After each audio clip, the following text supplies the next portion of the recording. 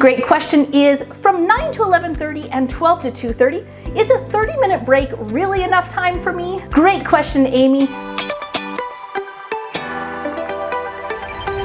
When I was doing my preschool, that's my schedule that I created, 9 to 11:30, and a break for 30 minutes for lunch and resetting the classroom and making sure that everybody left. And then from 12 to 2:30, I started again with a new class. I preferred that schedule because of my school district. They started about 8:30 and everybody was home about 2:35. They were starting to come home. And I know everyone else's school district schedule is different, right? But for my own kiddos, we literally lived around the block from the school. And I wanted to make sure that when my daughter came home, who was in first or second grade at the time, that when she walked in the door, preschool was over. So I didn't have much flexibility because I walked her out the door at 8:30 and then I had to get ready for preschool right at 9 o'clock. I didn't have much flexibility for a longer lunch period. Also, it just made a lot of sense. You know, the 30s, the o'clocks, right? The 9 to 11:30. It was just really simple. Parents didn't have to remember the 15s, the 45s, the 10s, the 50s, things like that. Obviously later as my preschool grew, I did have to expand the class times because we had, let's see, I think about 6 or 7 different classes going on every single day, in and out and pickups and drop-offs. But for just one preschool program, I always recommend a 2.5-hour class time. So because my preschool program was just 2.5 hours and we had some like pretty strong start and end dates, 30 minutes was fine for me because basically, the way that I do pickup and drop off is I want to make sure everybody is in and out within about 2 minutes. Our pickup and drop off process is over. Now that might seem crazy to you. You might be thinking, how in the world can you just have all your parents pick up and drop off with only 2 minutes? It's crazy, right? I get that, but my preschool, it pretty much runs like a well-oiled machine. If you saw my program, how everybody came in and stood in line and waited to pick up drop-off, we go. The reason why, like I told you, was because we had, 6 to 7 preschool classes going on all day long, and we had to just they were really tight time frames. We only had about 15 minutes between the start and finish of other preschool classes. And so I had to make sure that the process ran smoothly. Hey, real quick, I know you're excited to start your preschool, but if my gut is correct, you're probably a little bit scared, right? I mean, will you be able to make this work? Will you be able to create the income your family needs? How is this gonna work out? Will it end up like all of the other ventures that you've tried? It's not your fault. You just didn't have the right support in the past, but that's why I'm here, and that's why I'm here to invite you to join our Preschool All-Stars membership. It's an exclusive membership community filled with me and hundreds of our preschool owners, all on the exact same journey as you, starting, running, and growing your preschool. Like-minded women who are there to answer your questions, give you some cheerleading, and support you on your path. Now, guess what? We have a little motto inside of All-Stars, and it's this: I don't get stuck, I get help, because I'm a preschool all-star. You'll also get access to our huge library of step-by-step video trainings, systems, and done-for-you files. Literally everything you need to get your preschool on the right track and making a consistent income for your family. It's all available to you because you'll be a Preschool All-Star member. I can't wait for you to join our family. Click the link in the description or go to preschoolallstars.com, and I can't wait for you to join us. Now let's go, come on. So I had to make sure that the process ran smoothly. So let me explain to you how my process works, because that will help you to make sure that even if you only have 30 minutes, it will be enough time for you and you'll be able to get ready to keep going on. Now, if you do want a longer time period, I get it. 30, 45, 60 minutes between classes, totally you can do that. I don't prefer it because I had those times, but also when I was starting to hire teachers, I paid them for their lunch break. Now, I knew, having taught preschool myself for several years, 30 minutes was more than enough time to reset and eat my own lunch and just get like a 5 to 10 minute break, basically. That's enough to reset your own like happiness level and be ready to go again. And I didn't want to be paying them for a 60-minute lunch break when they did not need it, okay? So that's why I kept the 30-minute schedule. You can do what you like. But let me help you understand the concept of this pickup and drop off, because that's really crucial if you want to keep a short time period between your two classes. So with pickup and drop off, some people will be like, hey, everybody come in here, and then once you're inside my house or my preschool building, then you can separate from your kiddos. And some people will say, oh, to pick your kids up, everybody come into my preschool home or building to pick up your children in the classroom. I say, no, no thank you. Number one, my home is not huge, right? Like I didn't want all these parents and all their children coming in. I started with only 6 kids, but I eventually got the class size up to 12 students.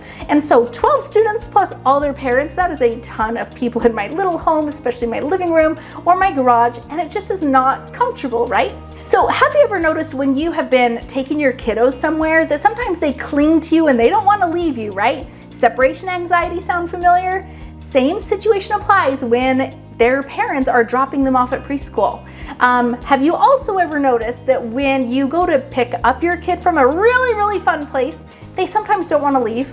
Okay, yeah, that's a real thing. Guess what? Once they are at preschool for 2 hours or 2.5 hours, they don't want to leave either. And then what happens? The crying, okay? I don't want the clinging, the separation anxiety, or the crying, or the crowded room, okay? So this is how I do my pickup drop-off. Instead, what I do is I have everybody pick up and drop off outside the preschool. When it was in my home, it was in my pickup drop off area was inside of my garage. And so I would open up the garage door and I had my little cubbies and I had a little rug on the floor. My car obviously would be parked outside and everybody would walk their kiddo in. They would sit, or they take off their coats and backpacks. Their kiddo would sit on the rug. We'd say goodbye to parents and the parents leave. I shut the garage door and then I walk the students into our preschool classroom, okay? So really easy. Everybody's doing the exact same thing at the exact same time. When it was in my garage, when I converted my garage, everybody, my garage door is now sealed shut. And so what I had everybody do was I met them outside of my garage door outside on my driveway, and that's where I did pick up and drop off. So right at 9 a.m. I would come out and I'd say good morning, and everybody would be standing out in my driveway area with their children already ready to go because they know at 9 o'clock they better be there ready for my preschool to start. And they'd hello Miss Joy, and we would all line up on the garage door area right in front of the garage door. Why line up? Why not just send them in? Because it gets kiddos in a habit, a practice. If they know that when I show up, I line up and then I wave goodbye and then I walk into class. It gets them into this habit and it alleviates the anxiety. Now, after they're all in, of course, if somebody's late, fine, they just bring their kiddo into the door, so I get that. But after it is time for everybody to get picked up, see, and then the parents are gone, boom, it's so fast. Now, when the parents are ready to pick them up, the parents all show up about 5 minutes before class time, hang out in their cars if they need to, and right before the class is over, so maybe if it was 11:30, maybe 11:29, they're getting out of their cars. I've already trained them on all of this. They get out of their cars, they're waiting in the driveway area because right at 11:30, I come walking around the garage area with all the little children in a line. We stand up in a line in front of the garage door, just like I did before, and I say, hello, we had such a great day. We did da-da-da-da-da. And I say to the children, this is so key, guys. If you see your friends or family, go give them a big hug. Now, why am I not, doing a sign-up sheet or a sign-out sheet, or why am I not, one at a time matching up parents? Guess what? These are 3 to 5-year-olds, and they totally know if they recognize a familiar face that they will run to or not. Now, if their friend or family is not there, I guarantee you they literally just stand there. You may have a runner, which you might need to hold their hand, but generally they never leave unless they see somebody that is their parent, okay? Or a family member or somebody that they recognize that they know is picking them up. And so, and then I notice all the kiddos are getting picked up, but they're all getting matched up, and I'm staying with the kiddos who aren't getting matched up, and I'm matched. Bye, have a good day, bye guys. Oh, can you stay for just a second? I want to chat with you for a second. They come over here. That's the process, right? And then finally I have my 2 whose parents are late, yikes, but they're quickly coming right around the corner. Oh, here you go. But it sets the tone that, guess what? We're all standing out here and your 2 kids are the last ones that are here. I don't have to say it. You can literally see it. And so when the parents notice that their kid is the only one out there, they're like, oh my gosh, I'm so sorry, right? And it just prevents this whole oh, I'm so sorry, I was late, blah, blah, blah. And because if you're in the classroom with the kiddo, the parent doesn't really get that weird feeling that oh, my kid's the only last one, right? But if you're literally outside, you've been waiting for that parent, even if it's 2-3 minutes, it makes the parent feel super awkward, which is enough to just get the point across. And of course, you're still loving and friendly, but it does help to get those pickups oh, they're gonna be prompt and on time next time, aren't they? Of course they are. So I just train my preschool parents, be on time when you're doing pickup and drop off, because we have really fast turnarounds, and literally that's the way that I do pickup and drop off. So I don't think you need a 30-minute time period between either.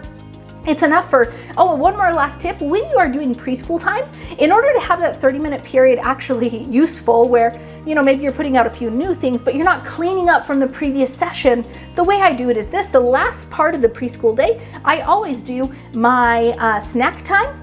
And then after snack, I have them sit on the carpet to do quiet reading. And during snack time, when everybody's at quiet reading, that's when I'm cleaning up the snack area. And of course, center time was well before that, so the room is already cleaned up from center time.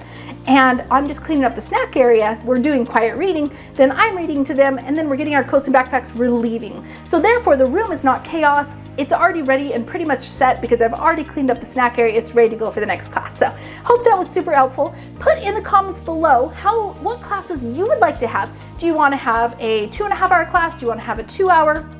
How much time do you have in between your two classes? Do you want to just do a morning or afternoon? I'd love to read your comments. Post them in the comments below. Please like or share or subscribe so I can get this goodness out to everybody else. And I will see you on our next video.